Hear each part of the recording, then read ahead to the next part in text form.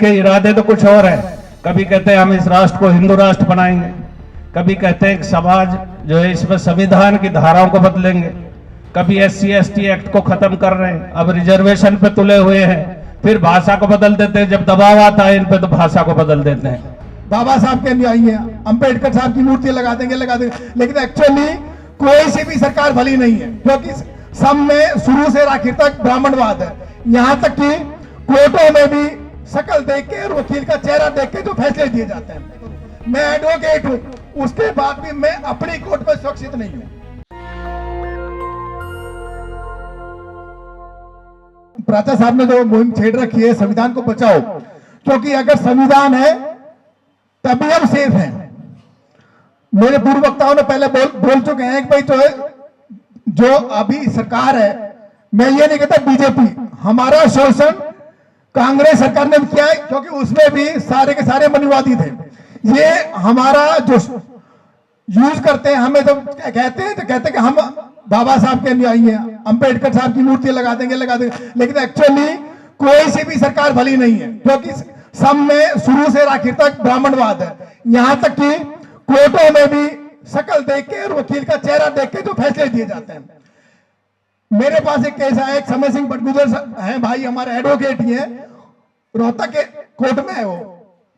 उनके जो वकील है हमारे, वो भी उनका शोषण कर रहे हैं। जज साहब के पास में जाके प्रेसिडेंट खड़ा हो जाते हैं, बोला जी इस वकील को न्याय नहीं मिलना चाहिए। उस वकील को बाद में जो प्राचा साहब का मालूम हुआ, मेरा मालूम हुआ, तो उन्होंने मुझसे डिस्कस किया, प्राचा साहब से डिस्कस किया भाई मैं कैसे करूं, मैं एडवोकेट हूं, उसके बाद भी मैं अपनी कोर्ट में सुरक्षित नहीं हूं। तो सबसे पहले मेरा वकील भाइयों से यह रिक्वेस्ट है कि सबसे पहले जहां जहां भी आप जिस कोर्ट में आप हैं, अपने आदमियों की एक लिस्ट बनाओ।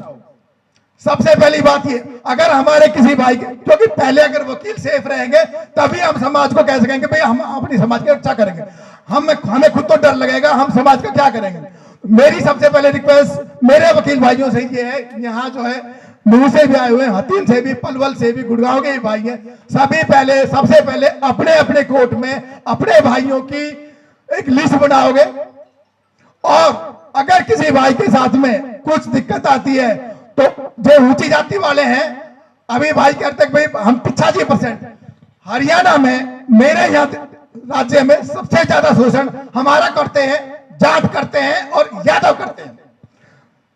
कहने में वो क्या है, वो कहते हैं हम 85% में, लेकिन हमारा सबसे ज्यादा शोषण जाट और यादव कर रहे हैं।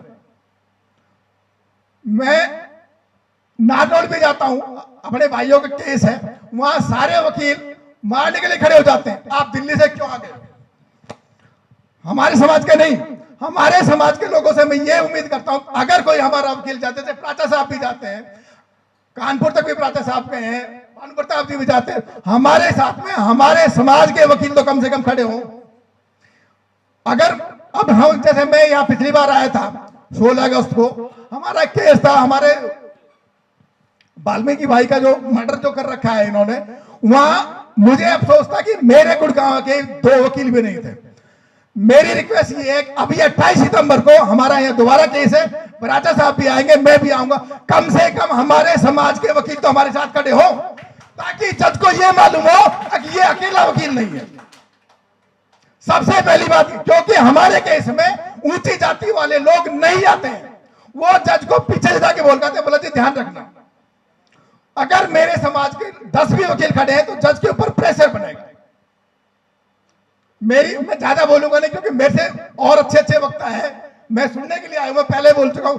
मेरी फिर रिक्वेस्ट है, अपना संगठन पहले वकील भाई अपने पार्टिकल कोर्ट में बनाओ, और उसके बाद उनकी एक लिस्ट जो एक साझा कर लो, ताकि हम कहीं भी कोई बात आएगी तो हम लड़ेंगे। रही समाज की बात, प्राचा साहब और भानु प्रताप जी जहां भी इनको मिलता है वो जाते हैं। प्राचा साहब का इनका एक और वो है, ये अपने किसी समाज के आदमी से पैसा एक नहीं लेते, अपनी गाड़ी करके जाते हैं और जितना बन पाता है उतना करके आते हैं उसके लिए। प्राचा साहब का पूरे इंडिया में नाम है, भानु प्रताप सिंह साहब का पूरे इंडिया में नाम है, ये किसी अपने समाज के आदमी से पैसा भी नहीं लेते हैं। तो मैं ज्यादा टाइम नहीं लूंगा, मेरी फिर ये रिक्वेस्ट है, संविधान को हम जब बचा पाएंगे जब पहले हम अपने आप को बचाएंगे, और अपने आप को हम कब बचा पाएंगे जब हम संगठित रहेंगे। संगठित पूरे इंडिया की मैंने कम से कम अपनी कोर्ट में संगठित हो जाना चाहिए। अब मेरी एक गुड़गांव के वकीलों से रिक्वेस्ट है, 28 सितंबर को हमारा केस है शेर सिंह वाल्मीकि वाला। मैं चाहता हूं कि सारे के सारे मेरे गुड़गांव के भाई जो मेरे समाज के हैं वो जरूर उपस्थित हो। गलती हो गई हो तो मेरे को क्षमा करना, और इसके अलावा मैं ज्यादा टाइम लूंगा नहीं, क्योंकि मेरे से अच्छे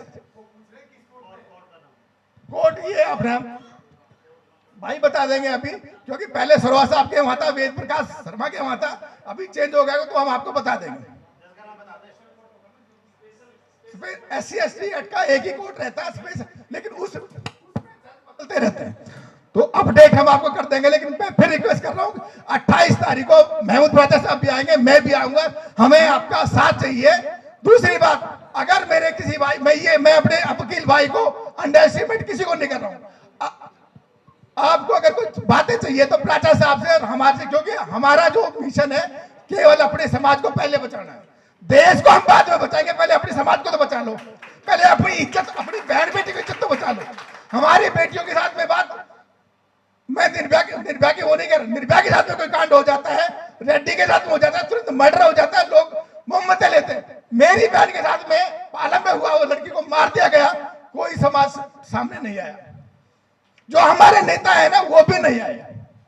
तो उसके लिए केवल और केवल हम वकील भाई हैं, हम कर सकते हैं, हम नाक में दम दे सकते हैं, और वो भी यूनाइटेड हो गए। ये सारी जो आपको देन है, ये हमारे बुजुर्ग बाबा साहेब की देन है, वरना तो और ज्यादा पिस जाते हैं। अब ये उसी पोजीशन में फिर हमको लाना चाहते हैं। आप लोग सभी मजबूती के साथ खड़े हों। एक कहावत है, एक हदीस है, मायूस नहीं होना चाहिए, मायूसी आदमी को कुफ्र तक ले जाती है। आप लोग मजबूत होकर कर रहिए, डटे रहिए, ये तो वक्त है, बदलेगा। ऐसा नहीं, इनके इरादे तो कुछ और है। कभी कहते हैं हम इस राष्ट्र को हिंदू राष्ट्र बनाएंगे, कभी कहते हैं समाज जो है इसमें संविधान की धाराओं को बदलेंगे, कभी SC/ST एक्ट को खत्म कर रहे हैं, अब रिजर्वेशन पे तुले हुए हैं, फिर भाषा को बदल देते हैं, जब दबाव आता है इन पे तो भाषा को बदल देते हैं। मेरी पुरजोर अपील आप लोगों से यही है कि आपके साथ कोई, आप अकेला नहीं है, आपका समाज अकेला नहीं है, आपके साथ और भी खड़े हुए हैं। इस मुल्क में ऐसा नहीं है कि ये जो मेजोरिटी में है कि हिंदू सारे ही खराब है, सारे खराब नहीं है, ये तो चंद सरफरे लोग हैं, इनसे बिल्कुल नहीं दबना, मजबूती के साथ आप लोगों को बढ़ना है, और बिल्कुल हम लोगों को कामयाबी मिलेगी। आप लोगों के साथ कंधा से कंधा मिला करके, इस मुल्क का सरदार भी है, ईसाई भी है, मुसलमान भी है और हिंदू भी है, सारे हिंदू खराब नहीं है।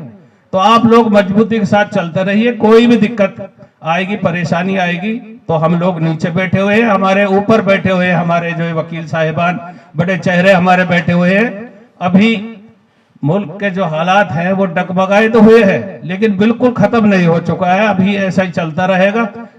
ठीक है, जुडिशियरी में भी परेशानी है, पहले 4 जज साहिबान आए थे, आपने देखा था, खूब तहलका बचा था। हालात तो बदतर है, लेकिन ये संभाले जा सकते हैं, और ये जब ही संभलेंगे जब आप मजबूती के साथ जो कंधा से कंधा मिला करके साथ चलेंगे।